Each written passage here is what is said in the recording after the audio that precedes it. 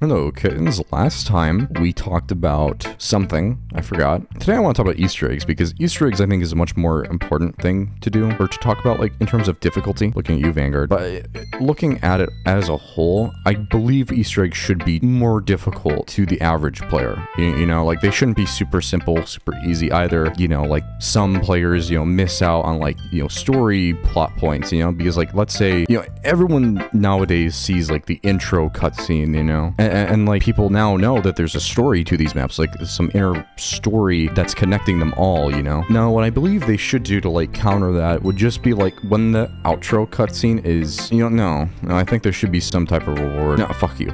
I figured it out. So in terms of like outro cutscenes, oh, we died. Outro cutscenes, I don't think should be like a main reward type feature for maps. I believe that at the end of the day, it should really just be like, okay, so once the Easter egg is solved by the first player, what would be cool is like if they had like some type of recognition system, like when you went into zombies, it showed you the outro cutscene for each map, kind of like a theater or a video thing, but like what else they could do.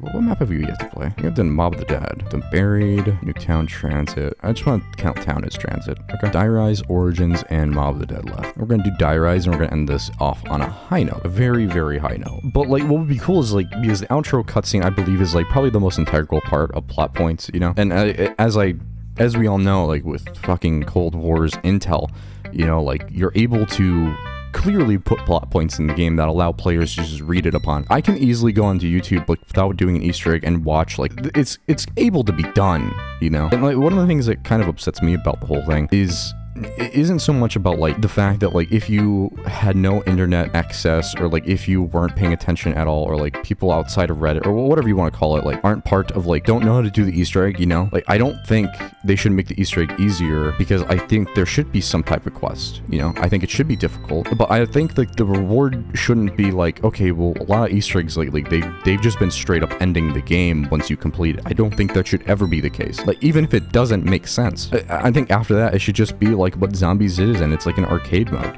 like it should just be like a fun survival based thing with points, I think that's what it should be at the end of the day. But yeah, I think at the end of it, like it should be like, I forgot what map it was, like I think it was Revelations, where like if you put the wisp in at the end or whatever, like I don't know, like Buried, like look at Buried. I think that should be the reward for each Easter egg completion on each map, like once you complete the Easter egg, all weapons from the box are already pack a punch, like you can have unlimited perks, like I do think there should be some limit, and I think that would be like a great reward, but I also think there should be a way to do those things without the Easter egg being a thing. So like I mentioned at one point when we were playing Buried today, I was talking about something, I don't know, wasn't paying attention. I was talking about like how like Buried, like it gives you there's an Easter egg you can do on that map that allows you to get all the perks, right? But like it doesn't require you to complete the Easter egg. I think all maps should have that type of feature, because as much as I praise Cold War for like its perk system, I don't think, and I seriously don't think it should be like just given to you, I think you should have to work for it. I think it should be